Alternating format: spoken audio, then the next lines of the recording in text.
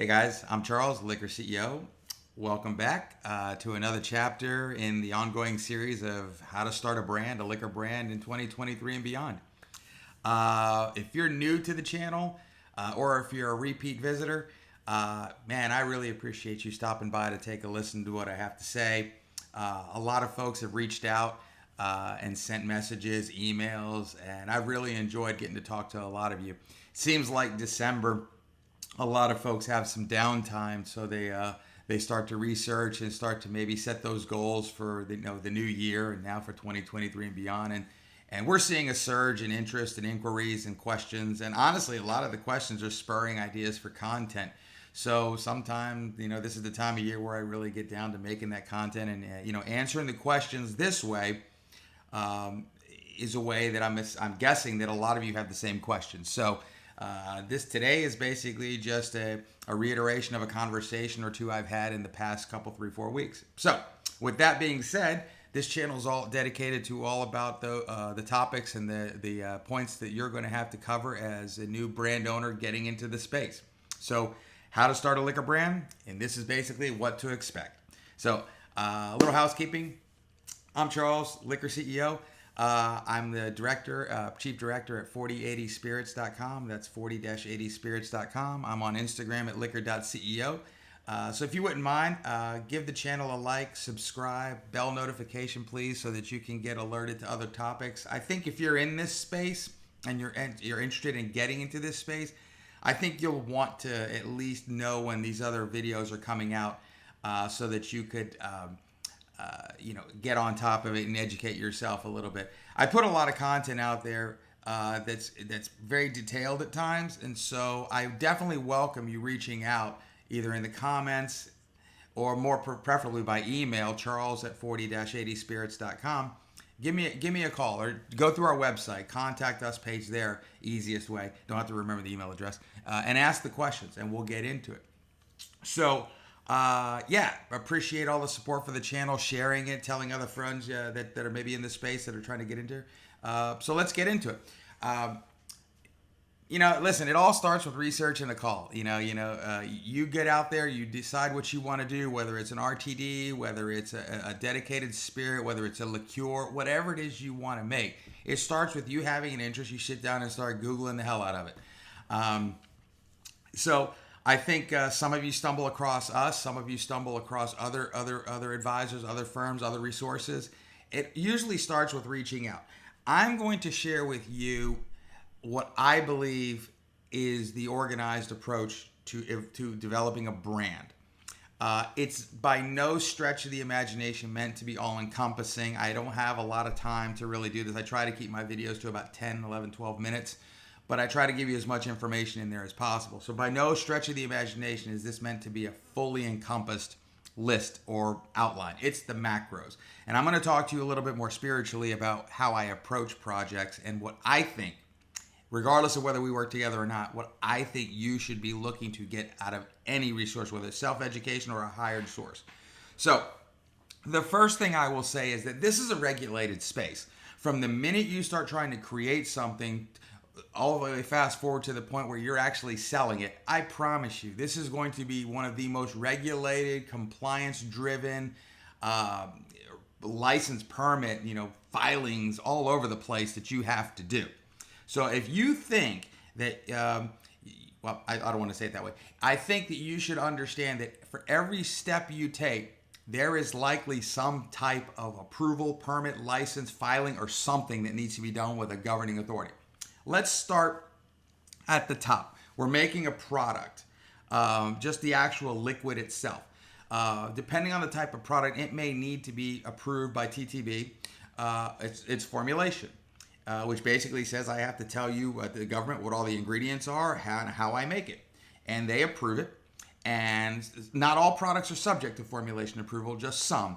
But assuming it is, you have to get the formulation approval. If it's not, you don't have to go through that step. But the next step, every brand has to go through. And that's called a label approval, or a COLA, a certificate of label approval. That's where you have to send in the JPEGs or the pictures of your label on an application. And the TTB will review it, and make sure that it has all the necessary legal requirements, components, statements of composition, government warning, origin, size, alcohol percent, all that nonsense, all the disclosures, everything that's required on it, and that your puffery, all your descriptives are in compliance with their boundaries, and they will issue you a certificate of label approval. Now, you don't get that. If you're a domestic product and you have a co-packer, the distillery, they will apply for it because they're actually the ones producing it for you. If you are getting your product from abroad, your importer will get that for you. And that's where it gets a little dicey because this is the first intersection where you potentially could be that importer if you choose to go down that road and get your federal basic permits and be the importer. There's a laundry list of requirements to be an importer, but that isn't the first decision point whether you want to get that permit or not. If you get it, you can get the COLA. If you are going to use an importer under a contractual relationship, they will get the COLA. So regardless, there's that. So now let's fast forward. We've got the formulation if required. We've got the COLA. Now we're actually making product. A lot of things behind the scenes that your distillery will have to do, assuming it's a domestic made product. There's a lot of tax that's captured in here. There's a certain method of manufacture that has to be adhered to from a quality control point of view. So the distillery takes care of that, but that's happening.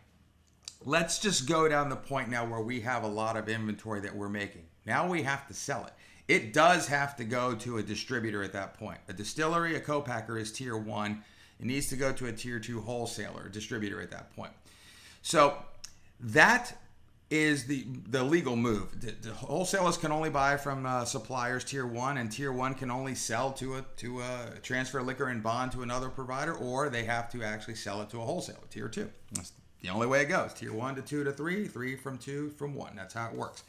So once it gets to the wholesaler, wholesalers can sell to other wholesalers, which is common, which is a typical way of getting it to other states, which is an interesting thing because no matter where you sell it to, your wholesaler obviously has a license to be a wholesaler in their state. And if they want to sell that product to another state, they have to get perhaps permits or registrations or certificates of compliance or something to be able to sell it to those states. So if you have a distributor in, say, Florida, and then he's housing your inventory for you under a contractual relationship, and you want to sell from there to Georgia, well, that's going to require a whole slew of things that you need to cover. The wholesaler is going to have to align with or secure some type of broker permit in Georgia to be able to have that broker align with the wholesaler there to be able to make that transaction on paper legal. Or compliant, I think is a better way of saying it. So the message here is that there are requirements. Rinse and repeat that for every state. South Carolina, you have to get an out-of-state suppliers, out-of-state importers permit, register the brands. Virginia, control state. North Carolina, control state. Georgia's a franchise state, so you're good there. So you got to rinse and repeat the whole way up. So there's that. And one thing you need to understand is that there's a lot of little calculations that go into it that, again, if you are eventually going to be taking on some of these responsibilities or roles, you're going to want to know what's going on there. There's a certain method of invoicing, folks, that's statutorily driven. Everything in New York is, invoiced. It's sailed from day 1 to day 30. From day 30 to 31, it's invoiced, and it's due, 30 days after that. So there's certain rules that govern these things. Other rules, it's just, whenever, they sell it, deliver it, pay it. Some states have COD lists. New York does have a COD list. If you're on it, you got to pay COD before you can get it delivered. That's the cash on delivery. That's what that means. So that does happen. So I think that you can expect from this side of the coin, there's a lot of compliance in every step of the way. So when you go into the training aspect of understanding this, just expect that to be able to sell this, once you have inventory made, there's going to be a lot of compliance burdens going on. Now, let's get to the fun part. What does it mean when you have this inventory? Well, I tell people that, a lot of folks come to me and say, oh man, I could do well if I just got distribution. If I was just able to secure distribution, I'd be great. You would, because getting distribution is a very significant part of the equation. But that's when you go to work, kids. That's when the fun really starts, and that's when you really got to put the effort in, because remember, My philosophy is a distributor helps you satisfy the market by getting it that final mile from their warehouse to the retailers, to the accounts. But as the brand owner, it's your responsibility to make the market. In other words, you have to do the activations, the education, the on the ground work to get the brand ambassadors out there, line up events, sponsorships, marketing, promo, things like that to get people to know about your brand. It's not the distributor's fault. Matter of fact, they're probably making the decision to carry you based upon their understanding of what you're going to do for the brand. So I have another video somewhere in my library that talks about the amounts of money you're going to need for this. And I'd go back to that video and focus on that third bucket of marketing. And maybe I'll do another chapter on, really drill down onto some types of things that are expected or the typical norm and where you can be creative. I might do another video on that. But I think that that's a big thing. You need to know that you are going to be expected to do all of that. Rinse and repeat for every market that you do. So not only is there a compliance element for being able to sell into that market, there is a heavy marketing and activation responsibility you're assuming by going into that market. Now, the third thing, which is the biggest one, and there are more, but these are the three big ones we're going to talk about. Along this entire journey, you have to, if you choose to, you have to really start to get your arms wrapped around logistics, production, and supply chain. Whether it's managing lead times for all of your goods, your dry goods, and your liquids and ingredients that are going into your product, your bottles, your tops, your boxes, your co-packing, your freight to get things from here, there, hither, and yon. You have to become a master at that. And obviously everything has a cost. And so you get really good at trying to figure out where these are, what's reasonable estimates to use in budgeting and planning, and comparing that to actuals and figure out how to tweak and adjust to revise going forward. But you really need to get your hands wrapped around your logistical supply chain side and managing these contractors, distillery that's working with you to satisfy your inventory that you need. Never want to run out of inventory. Distributors don't want to run out of inventory. Your supplier, distillery never wants to have everything except tops for their bottles or tops and ends for the cans. You can't do jack without that. So I think it's very important that you wrap your arms around that. So I'm up about 12, 13 minutes now. This is kind of where I like to keep my videos up. But I think that you really need to understand that, there's a heavy compliance burden with starting to sell liquor into states, getting it made and selling it from state to state to state. I think that's a big thing. I think you need to understand that there's a very heavy marketing and activation and brand building exercise because it's your responsibility to build the market and make the market, not the distributor. If you get some help from them, bonus, but it's your responsibility for that. And like I said, they'll be looking at your plan and your commitment to that plan as part of their decision calculus to figure if they're going to carry you or not in their book. And the last thing is to really wrap your arms around that supply chain. Make sure you don't run out of things, et cetera, et cetera. So regulatory, marketing, and we'll talk about that supply side things there.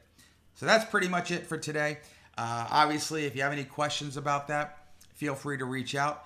Like I said, the website is 40-80spirits.com. I'm liquor.ceo on Instagram, liquor CEO on Twitter if you guys do that one.